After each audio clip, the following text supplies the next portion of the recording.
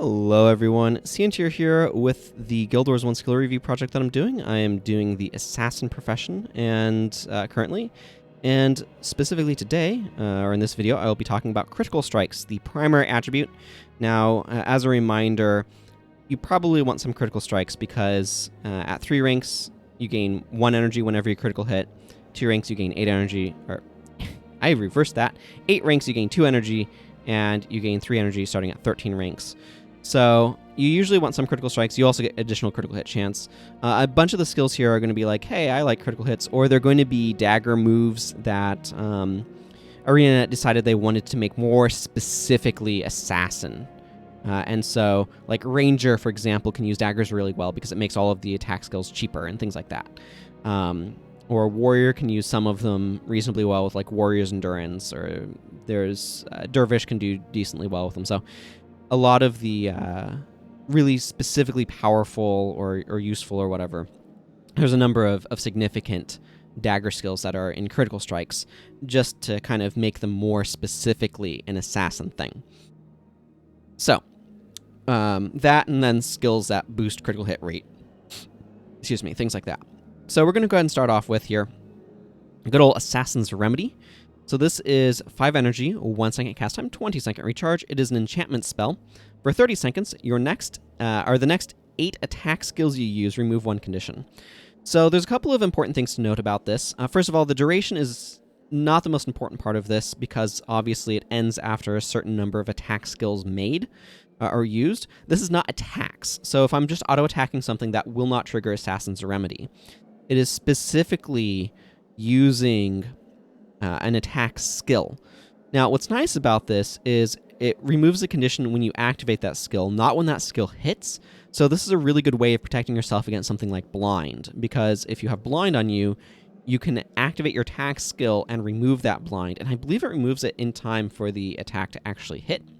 So this is a nice, useful little skill that I will definitely throw on sometimes. I'm going to give this one a 4.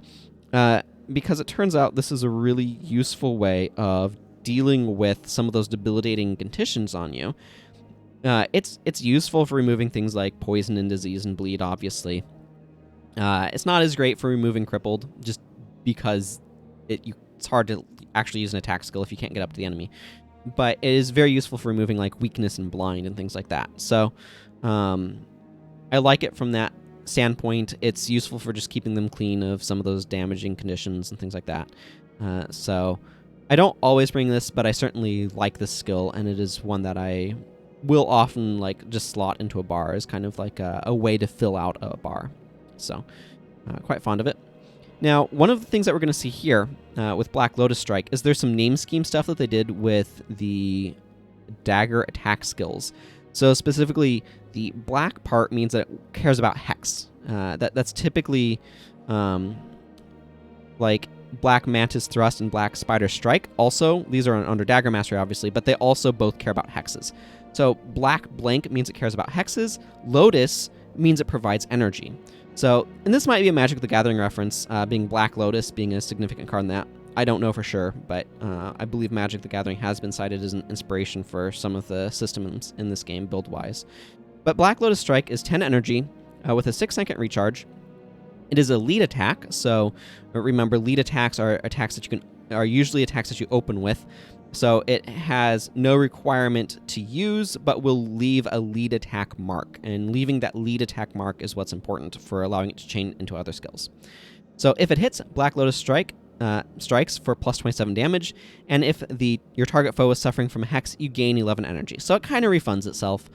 I don't tend to use this one very often.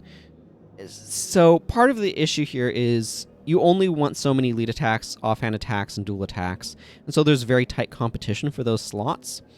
And usually I'm wanting something that doesn't have, like, yes, this is free, but that's free with an asterisk. They have to be hexed. And on top of that, like, you have to have that initial 10 energy to be able to put into it. So there's some stuff there. Also, like, my go-to lead attack is Golden Fox Strike, I think. I recognize it more by icon than by name. Yeah, Golden Fox Strike right here. This is my preferred one for a couple of reasons. Part of it is it has a 4-second recharge, which is very low. So unfortunately, this is just a little... It's a little clunky in terms of like... So 6-second recharge isn't a huge detriment, but you know, it's a little bit longer, and I prefer the one that's a little bit shorter. Because again, Assassin tends to be very single target focused. It's very useful to be able to ratchet your chain multiple times as much as possible. The other thing that the Assassin is really lacking in is increased attack speed skills. It's just not something the Assassin is good at. So it has to like borrow from other professions, such as, say, Warrior tends to be the best one to try to borrow from if you're not using a PvE only skill. So in general, like, I want to be using my attack chain because that's where I'm getting most of my damage. I'm not getting it from auto-attacking as much. So Black Lotus Strike, it's one of those skills that's like, this is okay. It deals decent damage.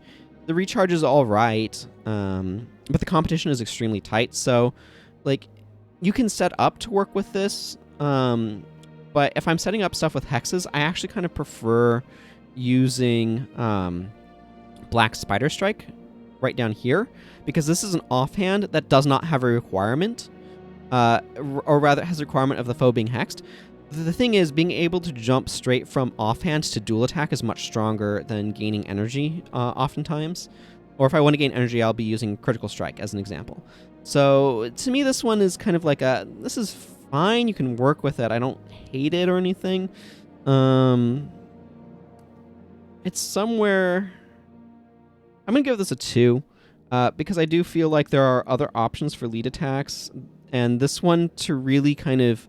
You have to be doing the sort of hex build. You have to be doing something where you're specifically trying to make sure your enemies are suffering from hexes. In that case, I think it's fine, but it's kind of more in that build around me territory. This isn't one that I'm just going to toss into a bar. Even, you know, if I'm kind of going for that more like 3-tier skill. So, yeah, that's kind of where it's at for me. Critical defenses. This is 10 energy, 1 second cast time, 30-second recharge, enchantment spell. For 9 seconds, you have a 75% chance to block. Critical defenses refreshes every time you land a critical hit, which you should be able to do in that 9-second window. If you're concerned about it, you can bring things like Critical Eye and Critical Strike to guarantee, or Malicious Strike. There's ways that you can guarantee landing that critical hit. You could even bring the Warrior skill, non-attribute skill, Wild Blow, which guarantees a critical hit and has basically no downside because you don't care about your adrenaline as an assassin. So critical defenses is a really solid skill.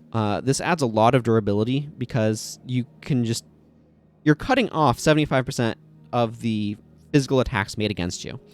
That's going to be a lot of damage. Now, obviously, this is nothing against spells, so if you're going to a spell-heavy area, it becomes less exciting. So I wouldn't necessarily be as concerned with bringing this against, say, Mind Sparks in Hell's Precipice, although obviously it's very useful for the fists and hands of the Titans.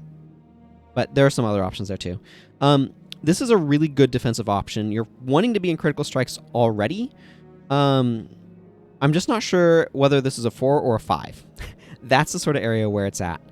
I feel like I probably bring this most of the time. I'm going to give this one a 5. This is a skill that when I'm making an assassin, it's probably, especially if it's a hero assassin, this is probably getting slotted onto the bar. They're probably going to be using this. I myself, when I play assassin, I don't always bring this one, but it's a really good way of adding a lot of additional durability, a lot of additional tankiness to an assassin. So I quite like it. The Raptors and Eye of the North also quite like it, and the fact that they use this, so you have a group of like 5 or 6 Raptors that are all, you know, assassin builds with critical defenses. That's part of the reason why I like Mirror of Disenchantment in those areas, in the sort of Asuran areas where they have all of those Raptors, just because it gives you a way of getting rid of this from their whole group, because it can be really frustrating, especially if you have a lot of physical attackers or minions or things like that. So this is an incredibly effective defensive skill, because the thing is, you can keep this up for the entire battle. You might need to apply it at the beginning of each battle, because it'll probably wear off between conflicts, But you can keep this up for the entire battle and give yourself a lot of additional tankiness, a lot of additional durability. It is very, very strong.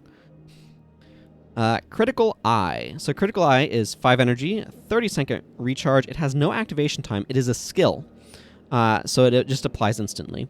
For 30 seconds, so you can get this 100% uptime with 12 in critical strikes. Often it's going to be a little bit below that, but still about 100% uptime, 95 to 100%.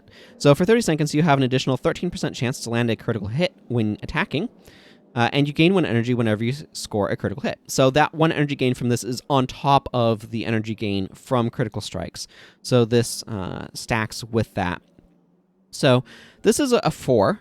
I don't bring it every time, but I certainly like this one quite a bit. It provides a little bit of additional energy management. It makes the energy management built into the assassin profession better, just because it makes critical hits land more often. If you have anything that cares about critical hits, such as critical defenses, it makes those more reliable. So this is just a really nice way of getting some of that additional critical hit chance going on, and rewarding yourself a little bit more for it. It's a nice little self-contained skill that way. That kind of plays into some of the assassin themes, and it's not what I'd call an amazing standout skill, but it's just kind of like enough little bits of useful utility that kind of fit together in a simple, clean package that just make me happy to bring it a lot of the time. So this is an option that I'm often bringing, often packing, but not always. Not always. Critical Strike. This is 5 energy, 6-second recharge, dual attack, must follow an offhand attack. And if it hits, this attack strikes for plus 26 damage, results in a critical hit, and you gain 3 energy. Again, that gaining 3 energy is on top of the critical strike's energy. So this will probably, like if you are in more of the, say, 9 territory, this only gets you 2 energy. So this would gain you 4 energy per hit. But remember, this is a dual attack that hits twice. So it does gain you all of that energy on each of those hits. So say it hits just the standard, like the 4 energy per hit. That's gaining you 8 energy. This is actually really good energy management for the assassin. It does a bunch of damage, always being a critical hit. Critical hits are not like your standard. Like in a lot of games, a critical hit is some sort of multiplier on damage. So say in Pokemon, critical hit was 2 times damage, it's 1.5 now, or something like that. Or a lot of the games, that's sort of what a critical hit is. In this game, your weapon has a range. So like the daggers is 7 to 17, hammers like 19 to 35. I don't remember exactly, but weapons have a range of damage that they deal. A critical hit will always do a max roll on that and has a little bit of armor penetration thrown in, as far as I understand how the formula works. So this means that you will guaranteed kind of get like consistent high damage from this. This is a 4 for me.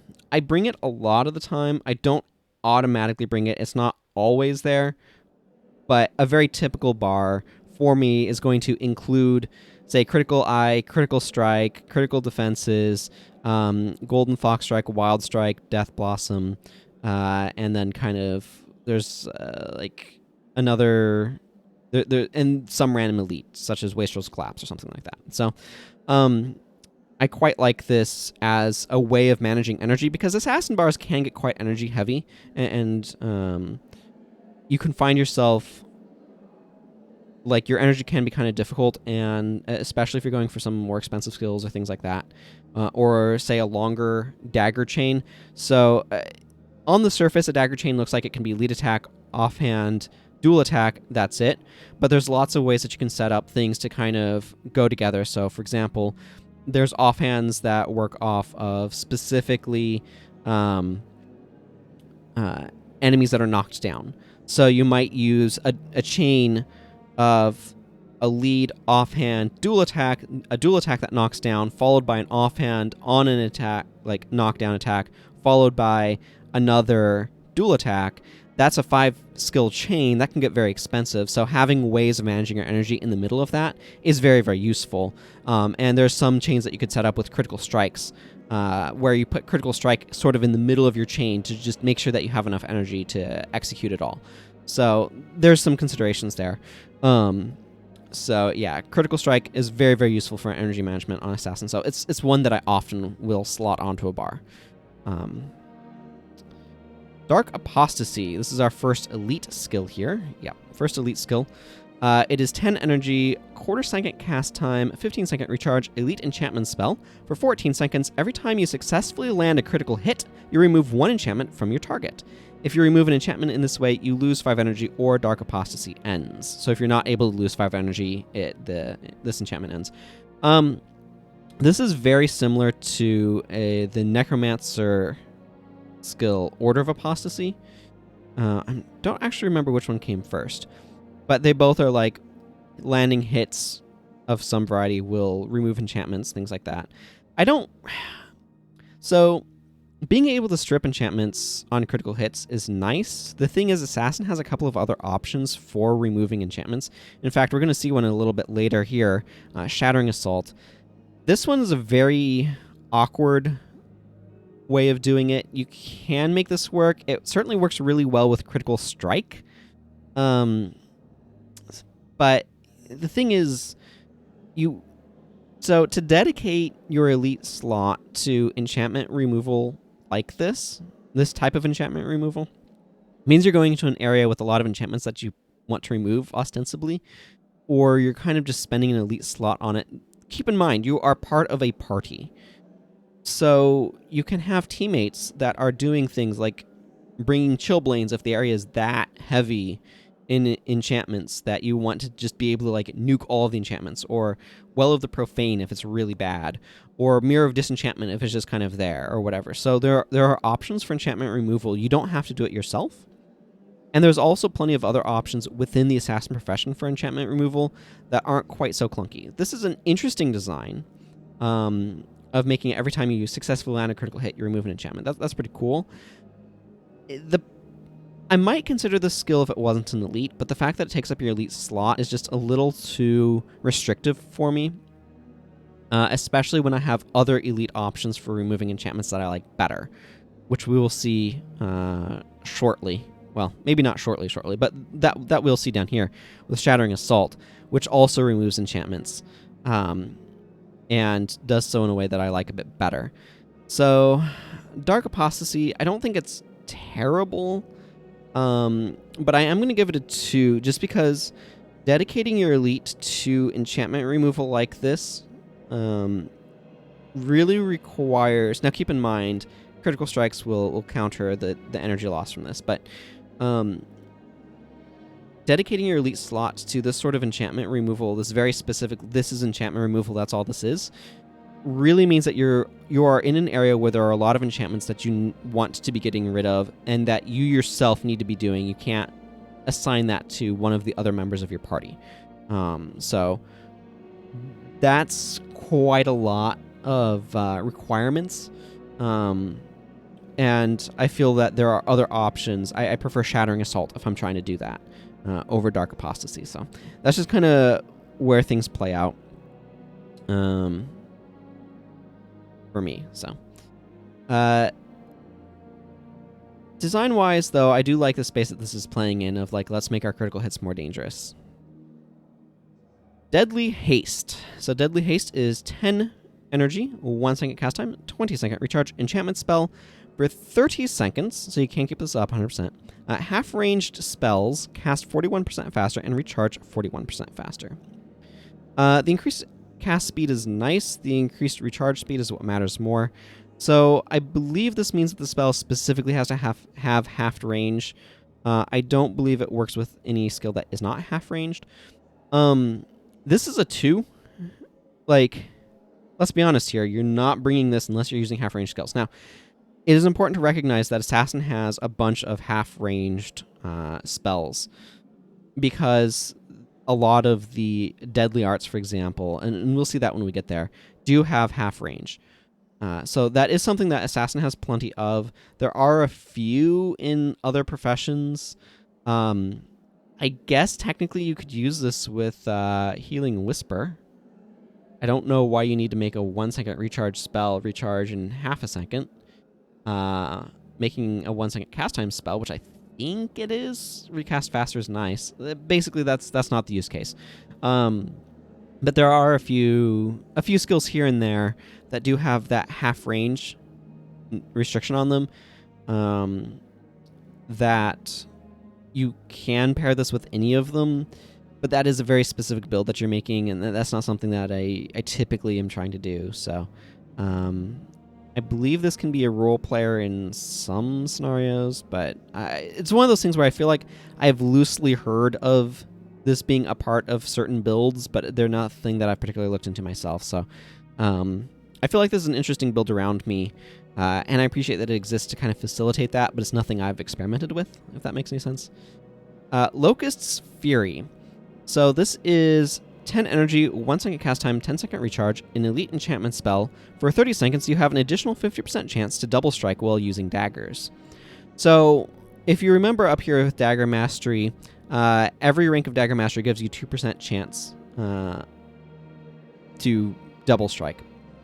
So double striking basically each time it happens doubles your attack speed. So an additional 50% chance, you can get reasonably up to like an 80% chance with 15 Dagger Mastery. 16 Dagger Mastery would get you up to 82 with Locust Fury. This is really powerful in an auto-attacking assassin sort of build, which is not typically how assassin is built. But that said, like if you are throwing on like an elementalist conjurer or something like that, and you're focusing more on that direction, you can definitely pump out a lot of damage. Like this works really well also with the Smiting Prayers skill, Strength of Honor, which adds like potentially some serious chunks of raw damage to your dagger attacks. This combined with something like Flurry or other skills that increase your attack rate mean you can pump out a ludicrous number of attacks per second. It gets absolutely crazy. I've experimented with a build like that before, and it's like, wow, I'm auto-attacking a lot. That said, you have to keep in mind that the base damage from daggers is kind of low, so you do have to be putting this in a build that is augmenting your damage in some way to be kind of worth using. And you're probably focusing more on that than you are on actually using dagger attack skills, or maybe using a longer recharge chain or something like that.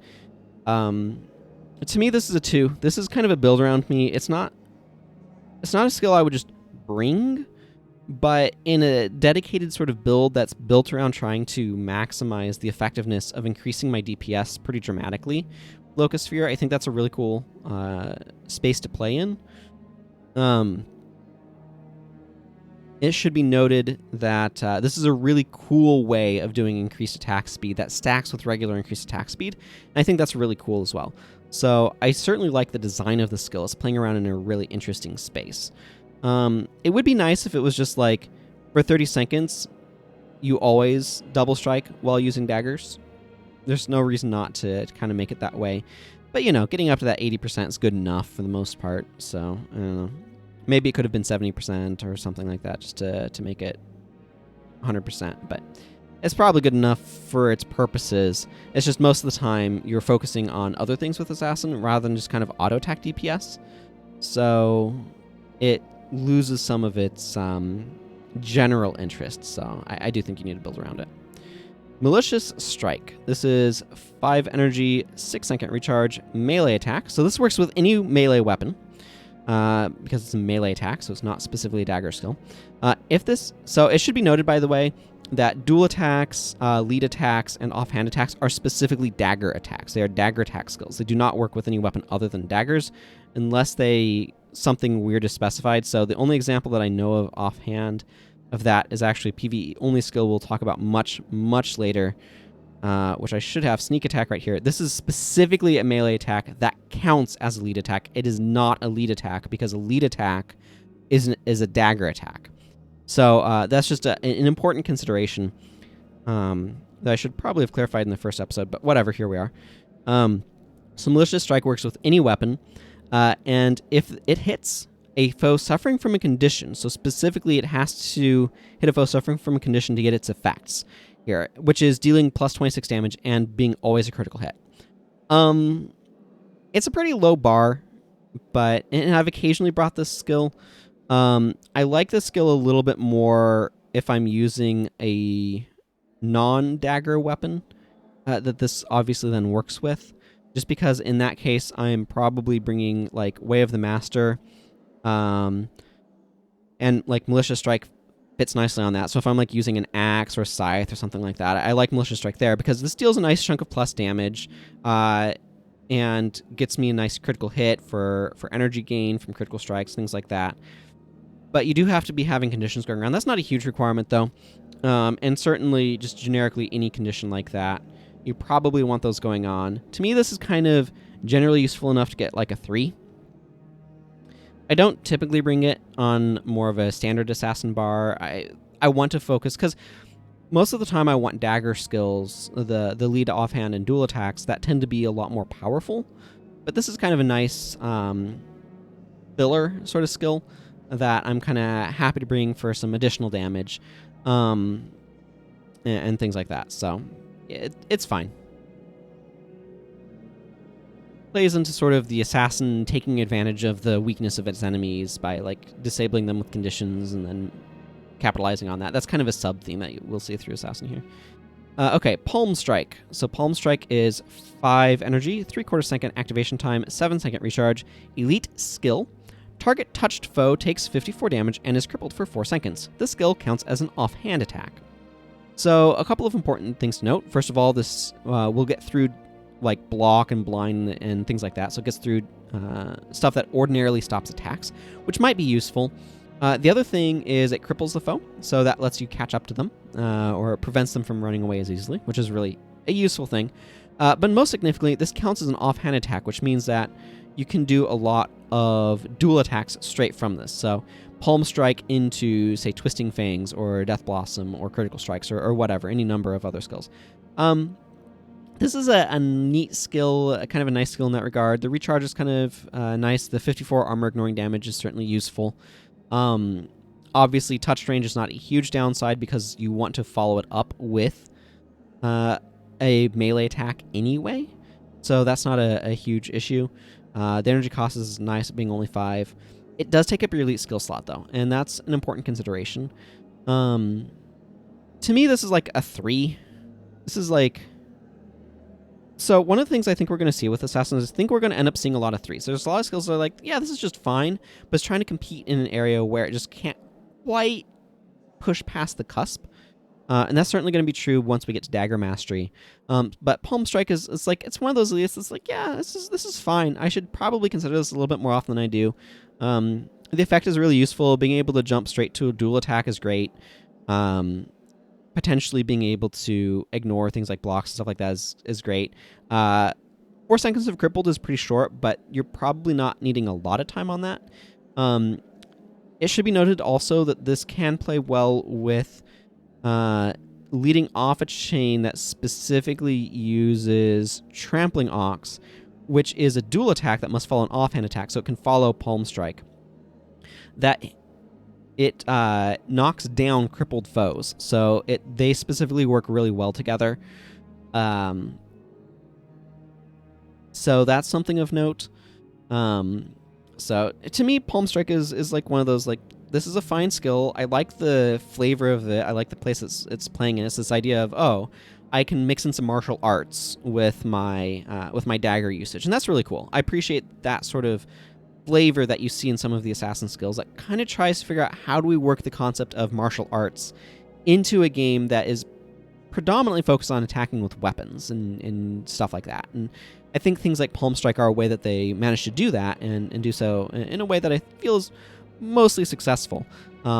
So yeah, it's a fine little elite, and can be a role player in some specific builds, I think. Okay, Seeping Wound. This is 15 energy, 1/4 second cast time, 12-second recharge. Elite Hex spell. For 6 seconds, target foe moves 33% slower. So keep in mind, things like Crippled is half speed. So this is not quite as strong as Crippled in terms of slowdown. And then that foe takes 21 damage each second while suffering from a condition. The spell has half the normal range. So this might be a skill that could be reasonable to want to combine with Deadly Haste. Not to increase cast speed, but to reduce the recharge. The biggest issue with this skill, in my opinion, is 15 energy is kind of expensive. Assassin can refund it, or like rebuild its energy reasonably well, but 15 energy is just a lot. Now, a couple of important things to note. The 21 damage that they suffer each second is roughly equivalent to 10 pips. It's a little bit over 10 pips of health degeneration that gets around the health degen cap. So you can load them down with things that are giving them 10 pips of health degen. That's 20 HP per second. And then throw this on top and basically double that amount of degen in it. So this can really do a lot of damage over that period of time. This does require working with conditions because you obviously you want the damage from this. You're not going to use this as a mediocre snare. You're going to use this because it's going to do that 21 damage each second while they're suffering from a condition. The recharge in cast time are at actually pretty reasonably nice spots. It's just the energy on this at 15 is just kind of high. I am going to give this a 3. I feel like this is perfectly fine. If a little expensive, my elite slot could go to it.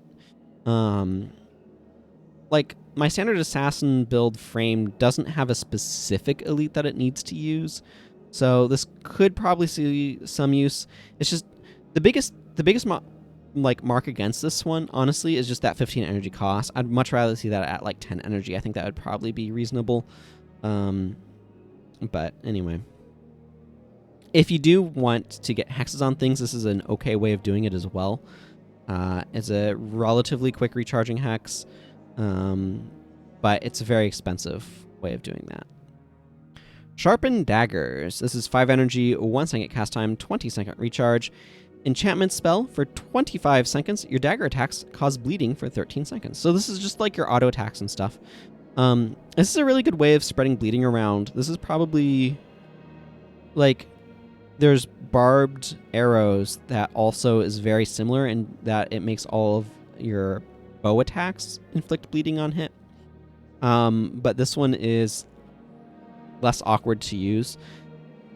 This one's fine. I have sometimes used it. I think it kind of goes on my bars a little bit more often than some other skills, just because there are some assassin things that specifically benefit from being enchanted, and Sharpen daggers is certainly an option for that.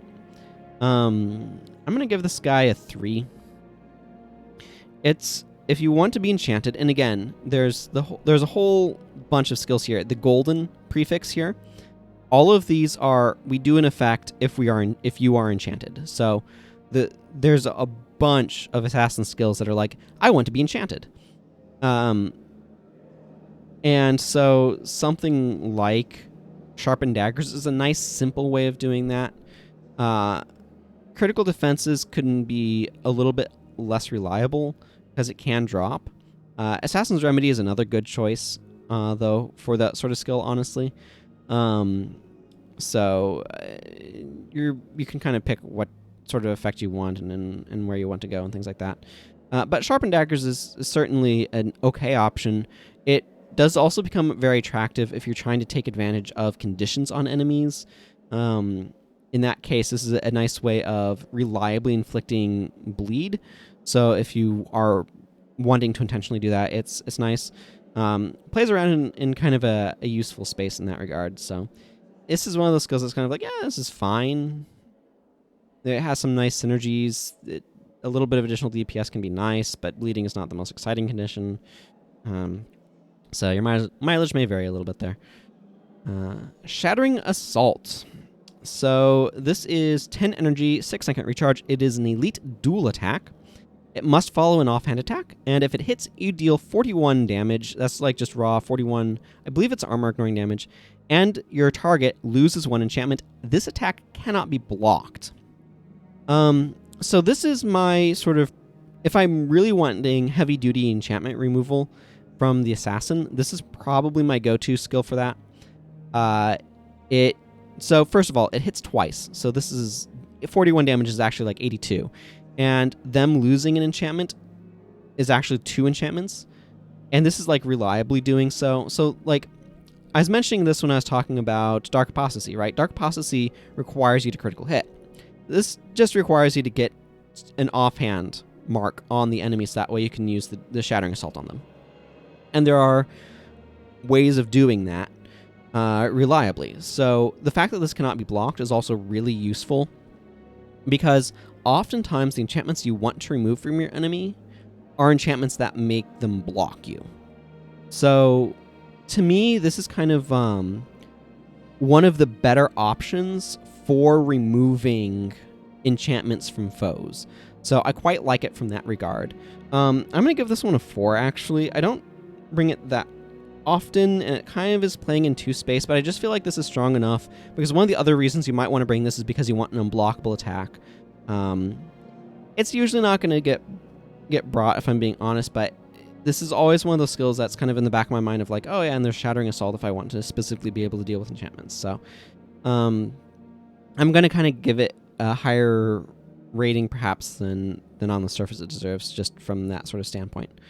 I think this is an interesting way to kind of approach this sort of area as well.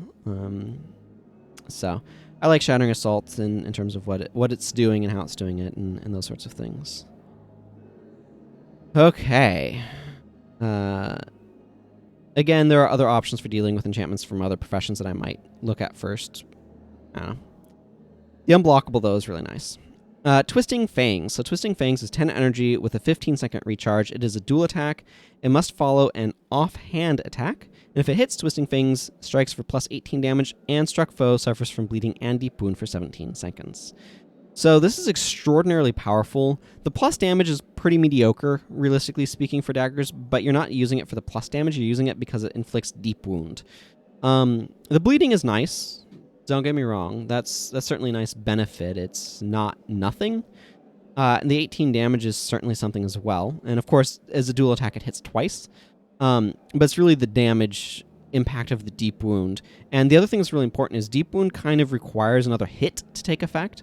And this has that built in. So this is an extremely powerful skill for taking down a foe. I think it might have actually been in Dagger Master originally and moved into here because it was a bit too strong when other professions could take use of it, like Ranger. And even without attribute investment, I think it's probably tolerable in terms of what it does, just because Deep Wound is so strong. The biggest issue, honestly, that I have with this skill, because it's worth the 10 energy, is the 15-second recharge is kind of long for PvE, which is what my focus is on. So that's kind of the main knock against this. So I'm going to give this a 3, not because it doesn't deserve a higher score in terms of raw power, but just because my dual attacks are usually going to be Death Blossom and Critical Strikes, not Twisting Fangs. I can get Deep Wound from other sources, and critically, that 15-second recharge is just very long, and I have other options for dual attacks that do useful things that I'm probably taking instead. You only have so much space for dual attacks. This is really important to keep in mind. You can't just throw this on your bar. This is taking up a dual attack slot. And when you're bringing that, you have to consider, how am I making use of this?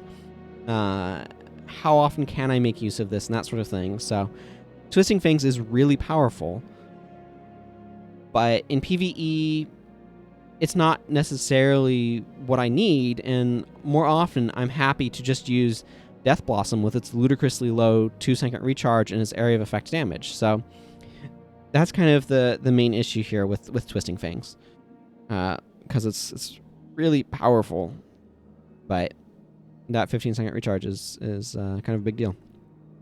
Unsuspecting Strike. So Unsuspecting Strike is 10 energy, 2-second recharge, which is very low.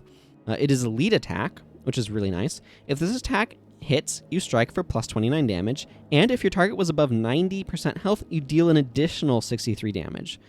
So, as you might be able to tell from these numbers, this skill hits ludicrously hard. That's what, 92 damage if they're above, like plus 92 damage if they're above 90% health.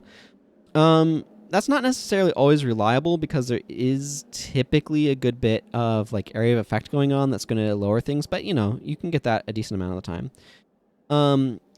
The 2-second recharge is also stellar. It's really, really good about this skill. However, 10 energy is really high. Assassin can afford a bunch of 5 energy skills, but it can't afford too many 10 energy skills, and you certainly don't want to spam them. So while I think this skill is really powerful, and it hits really hard, especially to targets at basically near full HP, it's actually really, really taxing on your energy pool because, yes, you have ways of kind of managing your energy, but they're only so good. And so, yeah, 10 energy is a lot. I'm going to give this guy 3. I think its power is there. The main issue that I have with it is, as I said, it's just 10 energy is so much. But the 2-second recharge is really good. But yeah, I also tend to forget about this skill. Like, I like the space that this is playing around in. This is playing around in a really good space for Assassin to play around in, which is, hey, I'm going to be able to take you down from full HP really effectively. And that's where Assassin wants to be. And this is going right into that really well. Having the low recharge is also something that you really want on your lead attacks. But that 10 energy cost is actually quite detrimental. So that, and then I just tend to forget about it. There we are. That brings us to Way of the Assassin. So Way of the Assassin is 5 energy, 12-second recharge. It is an elite stance, and for the next 20 seconds, while wielding daggers, you attack 17% faster and have a plus 29% chance to land a critical hit. So this one to me is just kind of a filler elite. It's not bad. You certainly want to increase your attack rate all the time. Like, you always want to increase your attack rate. This is one of the very few ways that assassins can actually do that. Now, obviously, Way of the Lotus is another way to kind of pseudo increase your attack rate. So that's kind of another weird spot that skill is playing in. So obviously giving yourself a huge additional chance to land critical hits improves your damage in another way and gives you more energy, because landing more critical hits means you get more energy. This to me is just kind of a filler skill. I'm going to give it a 3. It's not bad. I don't dislike using it, but it is really a filler skill.